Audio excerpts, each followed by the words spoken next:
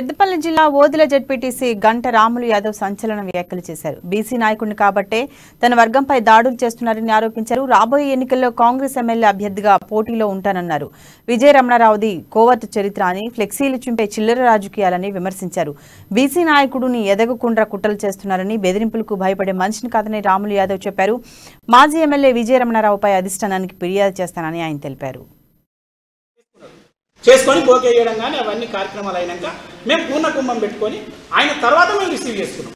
అప్పటికి 5 నిమిషాలు విజయన్న జిందాబాద్, విజయన్న ఈ అడ్డా ఎవడు అడ్డం గిడ్డం అని ఆడ వాళ్ళు మాట్లాడుతున్నారు. మా వాళ్ళు ఆ తర్వాతనే కదా జయరామన్న జయరామన్న అన్నారు. అంటే కథ దాడులు అప్పటికే 2-3 సార్లు మీద పడ్డారు. సరే మా వాళ్ళని వద్దన్నాం. ఆడిదాకా తీసుకొచ్చినాక కథ సాయంత్రం కొట్టిన వ్యక్తి ఎవరు?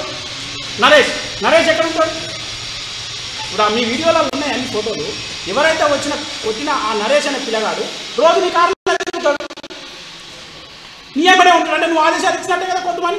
నీకు తెలియకుండా కొడతాడా? నీకు తెలియకుండా నీ దగ్గర ఉన్న మనిషి కొడతాడా? మీరు చెప్పు ఒక మాట. సంతోషరావు నీ ఊరు సర్పంచ్ వచ్చి దాడులు చేస్తాడా? నీకు తెలియకుండా దాడులు చేస్తాడా సర్పంచ్? అంటే ఒక బీసీ ఒక యాదవ సామాజిక వర్గమో టికెట్ అడగద్దు అంటే అంత దౌర్జన్యం.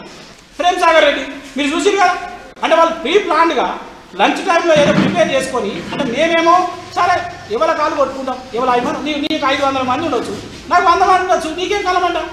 నువ్వు 1000 మందిని తెచ్చిన అంటున్నావు సంతోషం. మరి 1000 మంది 100 మంది అంటే నీకేం పోతాను?